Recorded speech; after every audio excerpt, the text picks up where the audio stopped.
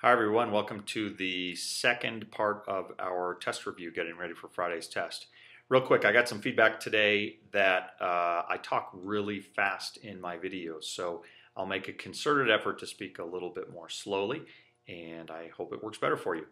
Let's jump right into an example, and what we're going to start with is the college example that was our last question on today's quiz. Student who attends college will pay $10,000 annually for tuition, books, and fees. If the student's next best alternative is to work and earn $15,000 a year, the opportunity cost of a year in college would be equal to. One of the things I do when I'm looking at a question like this is I start by noticing things like pay and earn. So I know there's a comparison here between money in and money out. That's really important. The other thing I look at is next best alternative, of course. I know it's about opportunity cost. And I start eliminating answers. We went through the process of getting to the answer, which in this case is E. But I want to review a little bit about why the cost of tuition is included in that one when the cost isn't included in some other opportunity cost examples. Well, remember, opportunity cost represents what you give up in order to get something else. So there are choices being made. What I give up by doing one thing that I don't have to give up in order to get something else. Remember question number 32 from a few lessons ago where we were talking about the CD player, and I asked you guys to try to wrap your heads around this idea of opportunity costs not always being tied to dollar amounts. Remember the answer to this question, spending $100 on a new economics textbook or a new CD player. If you choose to buy the new economics textbook, the opportunity cost is. And the answer was E, the new CD player. Why is it not C, both $100 and the new CD player? Well, because in this case, you are giving up the $100 either way when you're making a decision. So remember, opportunity cost represents what you give up in order to get something else. Well, I'm giving up this $100 in either case. So I'm not looking at one place where I could get, if this said I could get an economics textbook for free or a new CD player for $100, then the $100 would be included in the opportunity cost. But because I'm giving that up in either side of this decision, that's not included in my opportunity cost.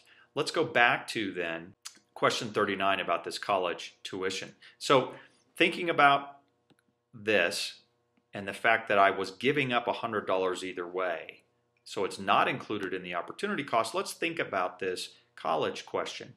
In this case, and remember the answer here is E, the opportunity cost of college includes the cost of tuition because the alternative had no direct monetary cost. So had the decision been I could pay $10,000 annually for tuition, or I could spend $10,000 to find a job and earn $15,000.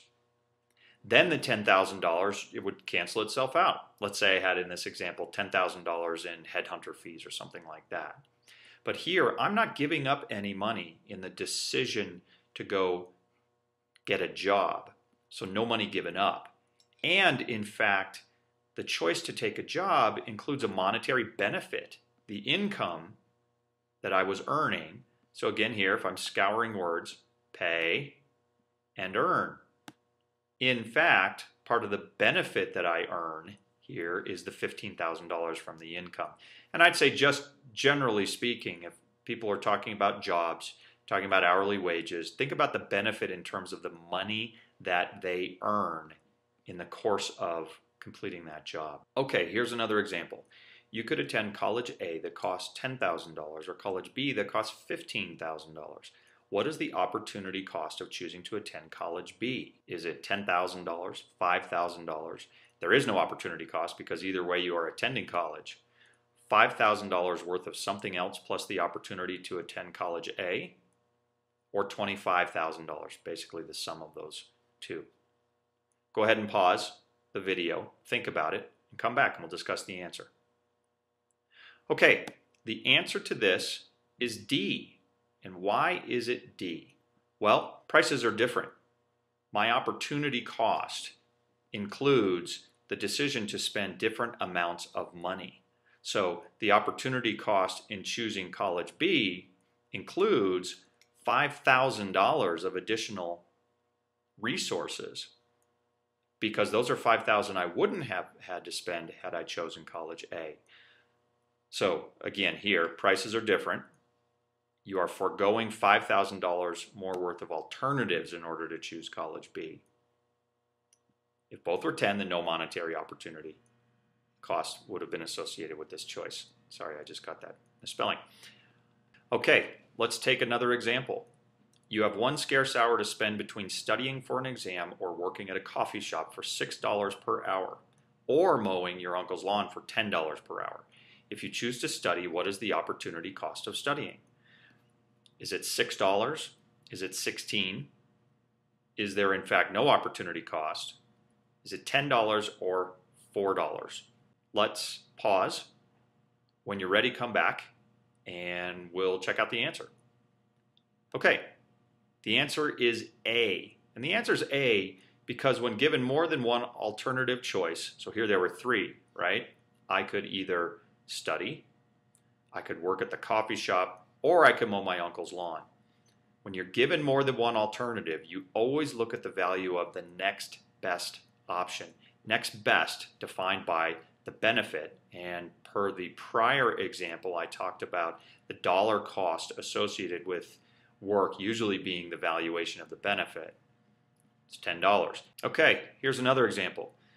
Camillo is offered two jobs. One pays a salary of $30,000 per year and offers 4 weeks of vacation, and the other pays a salary of $32,000 per year and offers 2 weeks of vacation.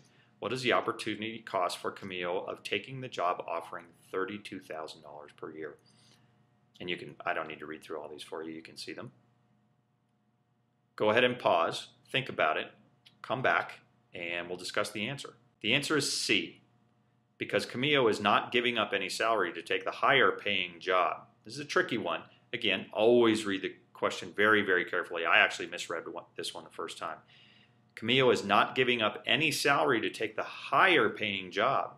In fact, he's benefiting from this choice financially. What he is foregoing is 2 weeks of vacation, because one offered 4 weeks, the other one offered 2 weeks. And therefore, the answer is C, 2 weeks of vacation per year. Okay, that's going to do it for tonight. Have a great evening, and I'll see you tomorrow.